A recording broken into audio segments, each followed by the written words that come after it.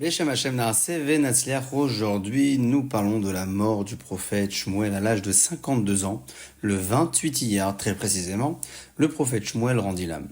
Lorsqu'Hachem regretta d'avoir choisi Shaoul comme roi d'Israël et voulut le faire mourir, Shmuel dit à Hachem, maître du monde, tu as affirmé que je suis égal à Moshe et à Aaron.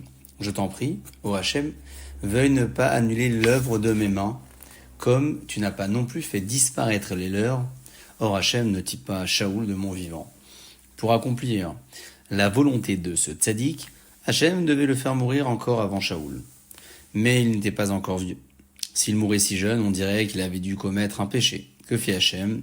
Il le fit vieillir avant l'âge et lui donna l'aspect d'un vieillard. Il mourut alors 4 mois avant la bataille où Shaoul tomba, pour qu'il n'en ait pas de chagrin en voyant sa mort. Le peuple pleura amèrement la mort de ce grand prophète qui avait toujours été un chef si aimé et si dévoué. Il n'y avait qu'une personne en Israël qui ne le regrettait pas. Cette personne s'appelait Naval. Le jour de la mort du prophète, il mangea et but comme d'habitude en disant « Qui est Shmuel pour que je le pleure à sa mort ?» Il était au milieu de son repas quand 10 serviteurs de David arrivèrent avec un message. David demandait de l'eau et du pain pour ces hommes qui se cachaient dans le désert. Naval refusa en se moquant d'eux. Que pense-t-il, votre David? Croit-il que, pour les quelques gouttes d'huile dont il a été oint par Shmuel, il peut se permettre de demander ce qu'il veut et de donner des ordres au monde entier? Je ne lui donnerai absolument rien. Déçus, les serviteurs de David se mirent en chemin pour repartir dans le désert. Mais Naval les rappela.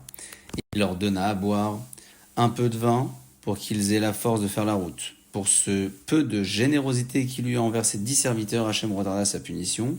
Hachem lui accorda encore 10 jours de vie dans le mérite des 10 gorgées de vin qu'il avait offert. Ainsi s'achève la vie du prophète Shmuel qui a oint le roi Shaoul et le roi David. Après quoi, Akadosh Baruch Hu décida de le ramener à lui. Baruch Adonai Le'olam, Amen ve Amen.